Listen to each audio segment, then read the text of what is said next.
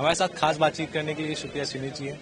Ma'am, अभी जिस तरीके से कांग्रेस की घोषणा पत्र जारी हुई उसमें जातिगत जनगणना को लेकर बात हुई, तो भारतीय जनता पार्टी लगातार कहती है कि जो जातिगत जनगणना करवाना चाहती है विपक्ष, वो जातियों में बांटने का उनका ये है, जाति में बांटना चाहती है। मैं दावे के साथ और चुनौती से कहती हूँ, मैं पूछती हूँ क्या भारतीय जनता पार्टी जातिगत जनगणना के खिलाफ है? हाँ या ना बोलकर आप दिखवा दीजिए उनसे। असलियत यह है कि जातिगत जनगणना इस देश की मांग है, उस वर्ग की मांग है जिसको पिछड़ा रखा गया, उस वर्ग की मांग है जो अपनी उन्नति चाहता है, और जातिगत जनगणना तो होकर रहेगी इस देश में। आज अगर शोषित, वंचित, दलित, पिछड़े लोग, आदिवासी लोग अपना हक चाहते हैं तो आप कहते हैं देश बट रहा है। दिन भर प्रधानमंत्री जी जब अपनी जात बताते हैं तब देश नहीं बट रहा है। थोड़ा सवाल बीजेपी से भी पूछिए डंके की चोट पर। बीजेपी से भी पूछा जाएगा। मैम, अगर हम दूसरे मुद्दे पे आए तो एमएसपी को निर्धारित करने की भी बात की गई है।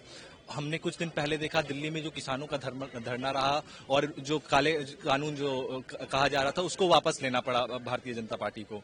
तो यहाँ पर एमएसपी निर्धारित होगी। एमएसपी की मांग करते हुए 750 किसानों की शहादत हो गई। एमएसपी की मांग को लेकर एक कमेटी बनाई गई, उस कमेटी ने कुछ नहीं किया। एमएसपी के खिलाफ भारत सरकार, नरेंद्र मोदी की सरकार ने कानून बनाया कि आप बोनस नहीं दीजिएगा। वो सरकार जिसने सुप्रीम कोर्ट में कहा एमएसपी देना संभव नहीं है, प्रॉफिट नहीं रहेगा, वो सरकार आज एमएसपी की बात करती है। मैं तो भारतीय जनता पार्टी से ये कहती हूं कि आप जो एमएसपी का झुंझुना छत्तीसगढ़, राजस्थान और मध्य प्रदेश में बजा रहे हैं, 10 राज्यों में आपकी सरकारें हैं ना, उत्तर प्रदेश में करके दिखा दीजिए। अभी बुआई हुई है गेहूं की, कहिए किसान को कि आप 2700 पे खरीदेगा। आपकी हिम्मत और हैसियत नहीं है खरीदने की। राजस्थान में, मध्य प्रदेश में, छत्तीसगढ़ में हम आपको ज्यादा दाम पर खरीद कर दिखाएंगे।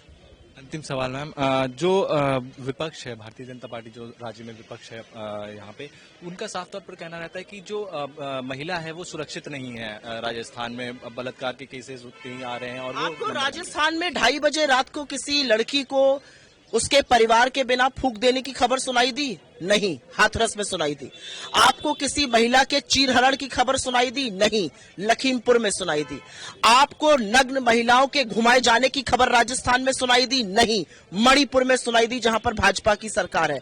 आपको कहीं पर यह खबर सुनाई दी कि देश की सबसे होनहार बेटियों ने कहा उनके साथ यौन शोषण हुआ है? नहीं, दिल्ली में सुनाया गया 500 मीटर दूर प्रधानमंत्री के घर से, जिन लड़कियों को वो अपने घर की कहते थे, और ब्रजभूषण शरण सिंह आज भी उनके सांसद, उनकी पार्टी में बने हुए। तो पहले इन बातों का जवाब दे दे, फिर राजस्थान की बात करेंगे। राजस्थान पर एक बात मैं जरूर कहना चाहती हूं, एक महिला होने के नाते, इस देश की नागरिक होने के नाते, महिला के साथ कहीं भी कुकृत्य होता है वो बहुत अक्षम्य अपराध है।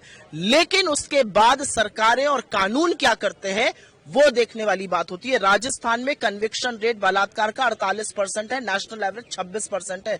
कन्विक्शन रेट महिला अत्याचार में राजस्थान में 46% है, नेशनल एवरेज 28% है। पेंडेंसी केसेस 9% है राजस्थान में, 35% है पूरे देश में। तो मुझे ऐसा लगता है राजस्थान के खिलाफ उंगली उठाने से पहले भारतीय जनता पार्टी को कुछ बातें स्वतः जवाब देना चाहिए। उसमें हाथरस है, उसमें मुंबई मणिपुर है, उसमें लखीमपुर है, उसमें शाहजहांपुर, उसमें तमाम ऐसे, उसमें उज्जैन है। एक अबोध बालिका चल रही थी, 8 किलोमीटर तक उसके तन पे वस्त्र नहीं था, उसको मुख्यमंत्री ने 1500 रुपए दिए। किस तरह के लोग हैं ये महिला सम्मान की बात करेंगे? बहुत बहुत शुक्रिया मैम। तो ये थी हमारे साथ कांग्रेस नेत्री सुप्रिया श्रीनिधि जी। हमारे साथ सिर्फ इतना ही। कैमरा पर्सन विवेक के साथ ओम शील, न्यूज वॉच इंडिया, जयपुर।